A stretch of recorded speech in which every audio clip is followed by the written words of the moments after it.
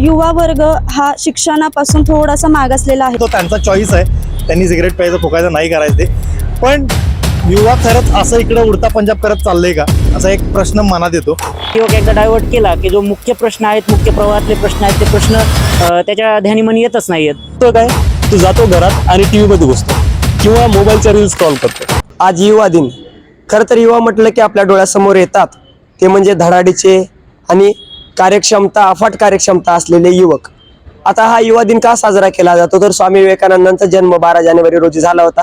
त्यांनी युवांविषयी फार मोठ्या प्रमाणावरती चांगले विचार मांडलेले आहेत आणि हा दिन युवा दिन म्हणून साजरा केला जातो. या दिवसावरती आपल्यासोबत बोलण्यासाठी काही विद्यार्थी आहेत महाविद्यालयीन, त्यांच्याशी बोलूयात.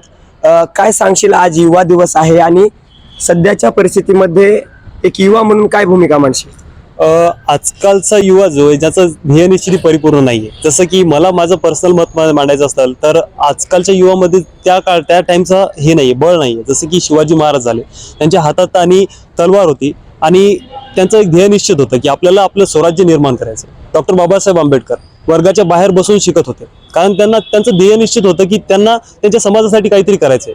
आणि आपला युवा काय करतोय, विचार तर फार करतोय की आपल्याला हे करायचंय, आपल्याला आपल्या समाजाचं करायचंय, आपल्या कुटुंबाचं परिपूर्णता करायची. पण तो करतोय काय, तो जातो घरात आणि टीव्ही मध्ये बसतो किंवा मोबाईलच्या रील्स स्क्रॉल करतो.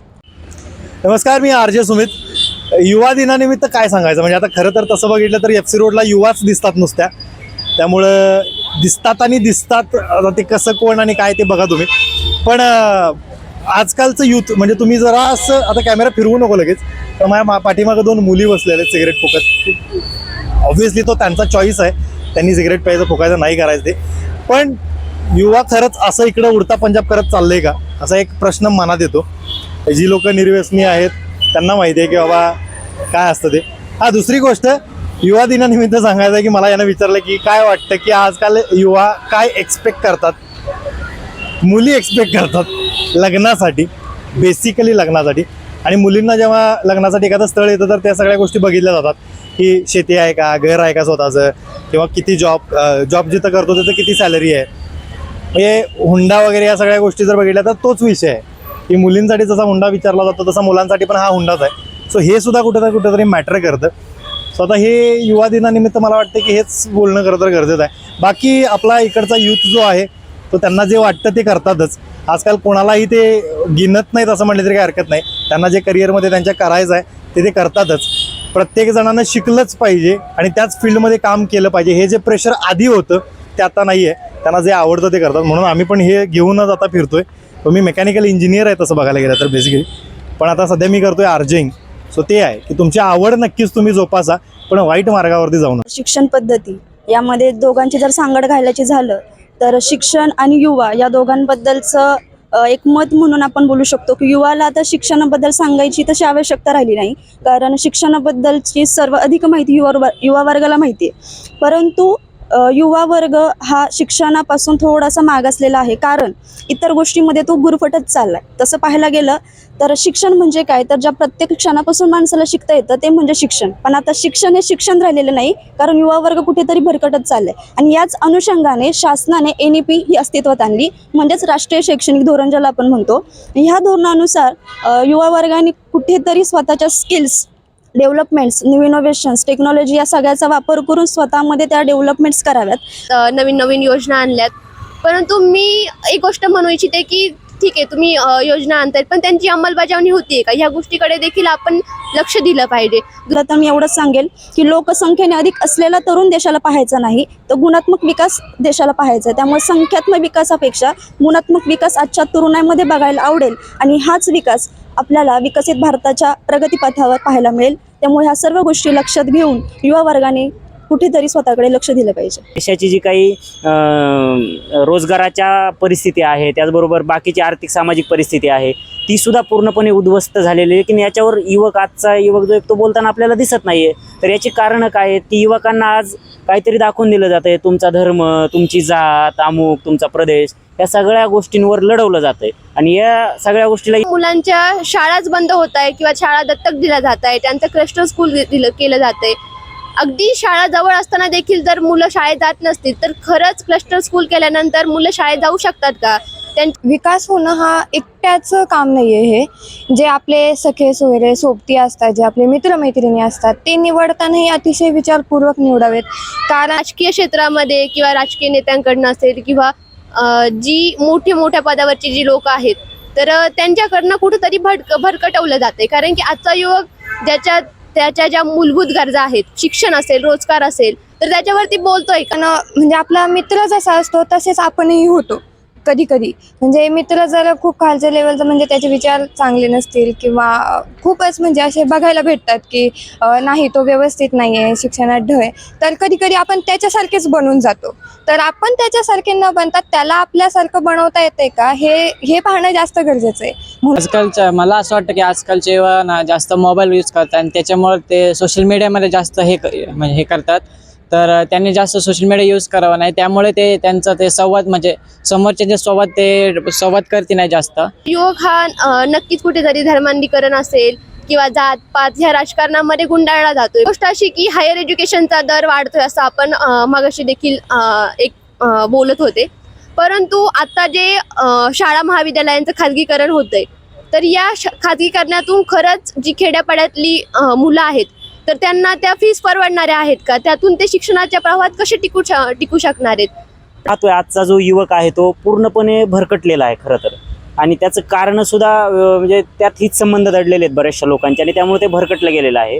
आणि ह्यात सगळ्यात महत्त्वाचं म्हणजे युवकांनी जो सतत विवेकबुद्धीने विचार करायला पाहिजे कुठल्या गोष्टींवरती, ते युवक करत नाहीत. मग ते कुठल्याही क्षेत्रात असू दे, आर्थिक असेल, सामाजिक असेल, राजकीय असेल, या कुठल्याच क्षेत्रात आज युवक जो आहे तो सतत बुद्धीने विचार करत नाही आणि त्यात त्याची काही चुकी नाही आहे खरं तर. तशा प्रकारची शिक्षण व्यवस्था आपल्या समाजामध्ये उभं करण्याचं काम मागे सुद्धा केलं गेलं आणि इथून पुढे सुद्धा ते जाणीवपूर्वक केलं जातं आणि त्याच्यामधून युवक जो आहे तो पूर्णपणे भरकटला जातोय. जे काही राजकीय लोक आहेत त्यांच्या हितसंबंधासाठी युवक वापरला जातोय खरं तर, असं म्हणायला काही हरकत नाही. 20% लोक ही आजही एक वेळचं जेवण जेवतात आणि रात्रीचं जेवण ते अफोर्ड करू शकत नाही. म्हणजे ही अशी परिस्थिती आहे. आणखीन ही देशामध्ये तरुणांचे खूप मोठे प्रश्न आहेत. आणि दुसरा विषय हा उच्च शिक्षणाचा, हायर एज्युकेशन, क्वालिटी एज्युकेशन. म्हणजे रघुराम राजन यांनी त्यांच्या what the economy needs now 2019 लिहिलेल्या पुस्तकामध्ये 20 ते 25 पानं ही डिवोटेड आहेत हायर एज्युकेशनसाठी. We need skill labour force. त्याच्यासाठी आपल्याला स्किलवरती बेस असणारं एज्युकेशन, त्याचबरोबर क्वालिटी एज्युकेशन, क्रिटिकल थिंकिंग आणि डिस्कशन्स, या सगळ्यांसाठी एक हेल्दी ॲटमॉस्फिअर हायर एज्युकेशन इन्स्टिट्यूशन्समध्ये असणं गरजेचं आहे. युवक एकदा डायव्हर्ट केला की जो मुख्य प्रश्न आहेत, मुख्य प्रवाहातले प्रश्न आहेत, ते प्रश्न त्याच्या ध्यानीमनी येतच नाही आहेत. जर देशाच्या करंट इकॉनॉमिक सिच्युएशनकडे पाहिलं तर असं लक्षात येईल की we don't have enough jobs. म्हणजे आपल्याकडे जॉब्स नाही आहेत. आत्ता पाठीमागच्या एका रिपोर्टमध्ये असं दाखवलं होतं की देशातल्या युवकांमध्ये बेरोजगारीचा आकडा हा स्वातंत्र्यानंतरच्या काळात सगळ्यात जास्त आहे. तरी पण बेरोजगारी हा मुद्दा कुठेतरी समाज माध्यमांच्या म्हणजे केंद्रभूत म्हणजे डिस्कशन्समध्ये येत नाही किंवा तो आणला जात नाही.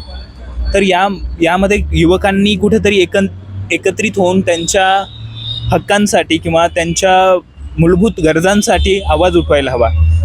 आणि प्रत्येकाला ॲक्सेसेबल एज्युकेशन प्रोव्हाइड करणं ही गव्हर्नमेंटची जबाबदारी आहे. तर यावरती पण गव्हर्नमेंटनं काम करायला हवं. बघा, या गोष्टीमध्ये विचार करत असताना मला असं वाटते की आजचा युवक जे आहे तर एकदम इन्स्टंट गोष्टीला महत्त्व देतो. ते तेवढं खरंही आहे आणि त्या गोष्टीवर विचार करण्यासारखी ही गोष्ट आहे. कारण सगळेच युवक इन्स्टंट गोष्टी मान्य करत नाही आहेत. काही जणांना वाटतं की लगेच एक 8 दिवसाचा कोर्स करून मला इन्कम येईलच, पण त्यामागचं कारणही तसंच असतं, त्यामागच्या गोष्टी तशा असतात. त्या गोष्टीला सामोरं जाऊन त्याला छोटा कोर्स करावा लागतो. पण काही बाबतीचा जर आपण विचार केलं तर बरेच असे युवक आहेत की ते लॉंग विजन मांडत आहेत, ते स्वप्न बघतायत. तर त्याही गोष्टी आपण विचार केल्या पाहिजे. फक्त स्मॉल गोष्टी घेऊनच चालणार नाही. मान्य आहे की आजचा युवक थोडंसं सोशल मीडिया असेल किंवा इतर गोष्टीच्या तशा संधी उपलब्ध झालेल्या आहेत. जर संधी घर चालून आली असेल तर आपण संधी का घेऊ नये? युवकांकडे कुठेतरी सरकार दुर्लक्ष करत आहे असं आपल्याला यातून दिसून येईल.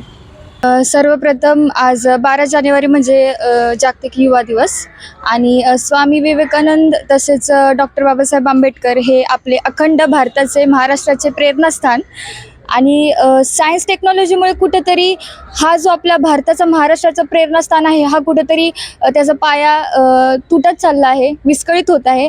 आणि आत्ताच्या युवा पिढीमुळे अशी एक मोठी अडचण निर्माण झाली आहे की मुलांना आपले थोर पुरुष यांच्या व्यतिरिक्त जे काही त्यांची विचार आचार आहेत हे कुठेतरी कमी होत चालले आहेत. आणि मुलं ही भरपूर मोबाईल्सला, फोनला, इंटरनेटला भरपूर प्रमाणामध्ये ॲडिक्ट होत आहेत. आणि हे कुठेतरी जाऊन थांबला पाहिजे, कारण का पुढचा पाया, भारताचा पाया म्हणजेच युवा पिढी आहे. आणि हे आपण कुठेतरी आत्मसात केलं पाहिजे, एवढंच मी बोलू इच्छिते. थँक्यू. हे झाले विद्यार्थ्यांची मनोगत. आपल्याबरोबर एक शिक्षक आहेत. या विद्यार्थ्यांना घडवण्यामध्ये शिक्षकांचा मोठा हात असतो. आई वडील हे सुद्धा मोठी भूमिका बजावताना आपल्याला पाहायला मिळतात. सरांशी बोलूया, सरांची काय प्रतिक्रिया असेल याविषयी?